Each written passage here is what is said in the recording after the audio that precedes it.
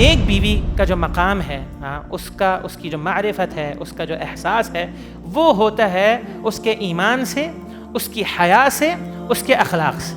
اگر اس پر تم مطمئن ہو تو باقی اگر عیوب اس کے اندر موجود ہیں تو کوئی بات نہیں۔ دوسری بات یہ ہے کہ حسن معاشرت کی پہچان، احساس اور خیال۔ قرآن مجید نے عاشروہن بالمعروف کہہ کر مردوں کو مخاطب کیا اور عورتوں کے تعلق سے یہ حکم دیا کہ ان کے ساتھ جو تمہارا رہن سہن ہے، تمہارا بیہیویئر ہے، وہ کیا ہونا چاہیے؟ وہ معروف ہونا چاہیے۔ حسن معاشرت کیا ہے، معروف کیا ہے، اس کے چند ضابطے ہیں جو آگے آ رہے ہیں۔ پہلا ضابطہ یہ ہے کہ بیوی کو شریک حیات اور ہم سفر سمجھے۔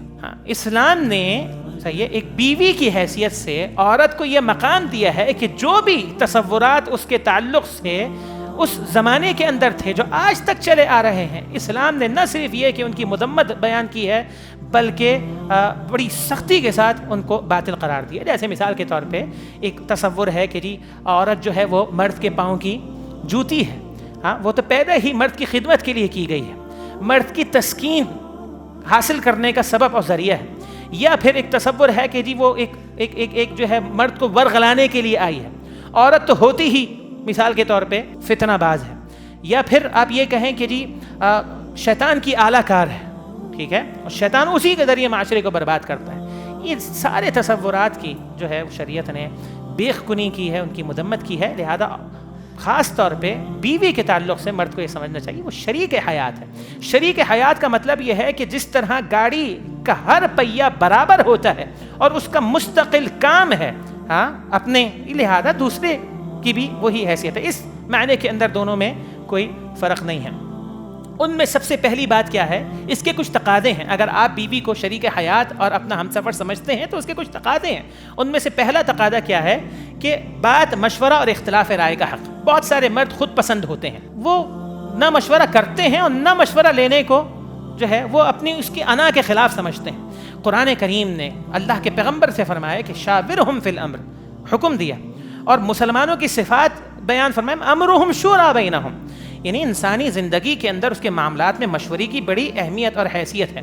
میں ایک واقعے سے آپ کو انشاءاللہ اس مسئلے کی حساسیت سمجھاتا ہوں کہ میاں بیوی کے درمیان عورت کے اس حق کی کیا اہمیت ہے۔ سیدنا عمر رضی اللہ تعالی عنہ فرماتے ہیں اللہ کی قسم کھا کر، اللہ کی قسم، ہم زمانہ جاہلیت میں عورت کو کیا سمجھتے تھے؟ کہتے ہیں کہ ہم زمانہ جاہلیت میں یعنی عورت کو بڑا یعنی کہ حقیر سمجھتے تھے، ٹھیک ہے، اس کے حقوق سے واقف نہیں تھے، حتیٰ کہ پھر اللہ نے اس کے حقوق اتارے، اللہ نے اس کے حقوق اتارے، اور جب انہیں وہ حقوق دیے گئے تو پھر عورتوں کے اندر بھی جسے کہہ لیں کہ ایک خود اعتمادی قائم ہوئی، ان کو اپنے وجود کی اہمیت کا احساس ہوا۔ تو سیدنا عمر کہتے ہیں کہ ایک موقع پر میں نے میری اپنی بیوی کے ساتھ ایک تکرار ہو گئی، ٹھیک ہے، اور میری بیوی نے مجھ سے کہہ دیا کہ اگر آپ یہ کام اس طرح نہیں اس طرح کر لیں تو اچھا ہو جائے گا۔ کہنے لگے میں غصہ ہو گیا، تو کہنے لگے میں تو غصہ ہو گیا، اور میں نے کہا کہ تمہیں یہ حق کس نے دیا ہے، اور میرے حکم سے سرتابی کیوں؟ میں یہ کہہ رہا ہوں کہ ایسا کرو تو ایسا ہی کرو، تم کون ہوتی ہو مشورہ دینے والی؟ تو پھر سیدنا عمر رضی اللہ تعالیٰ عنہ فرماتے ہیں کہ ان کی بیوی نے کہا اس موقع پر، کہا کہ عمر ابن خطاب کی حدیث میں الفاظ ہیں کہ ابن خطاب مجھے آپ پر بڑا تعجب ہوتا ہے، یعنی تعجب ہے کہ آپ یعنی مجھے اختلاف رائے کا حق نہیں دے رہے، اور آپ کی بیٹی کا معاملہ، سیدہ حفصہ رضی اللہ تعالی عنہا ام المؤمنین، اللہ کے پیغمبر کی زوجہ، وہ سیدنا عمر کی اہلیہ کہتی ہیں آپ کی جو بیٹی ہیں وہ اللہ کے پیغمبر کے ساتھ اتنی تکرار کرتی ہیں کہ بسا اوقات اللہ کے پیغمبر پورا دن ان سے ناراض ہو جاتے ہیں، اور آپ مجھے جو ہے وہ مجھے تعجب ہے آپ پر۔ اللہ اکبر۔ اس واقعے سے ہمیں کیا پتہ چلا، یعنی نبی علیہ الصلوۃ والسلام سے بڑھ کر کون ہے؟ کوئی ہے جو قوام ہوگا، جس کے اندر ایک مردانگی ہوگی، ٹھیک ہے، یا جو اپنے فیصلوں میں اپنے اس کے اندر جو ہے وہ حکیم نہ ہوگا، لیکن اس کے باوجود اللہ کے پیغمبر کا ازواج مطہرات کے ساتھ معاملہ کیا تھا؟ تکرار ہوتی، بس اوقات اتنی تکرار ہوتی تھی کہ پورا دن اللہ کے پیغمبر ناراض ہو جاتے تھے۔ لیکن سمجھنے کی بات یہ ہے کہ آپ نے عورت کو یعنی بیوی کو اس حق سے محروم نہیں کیا۔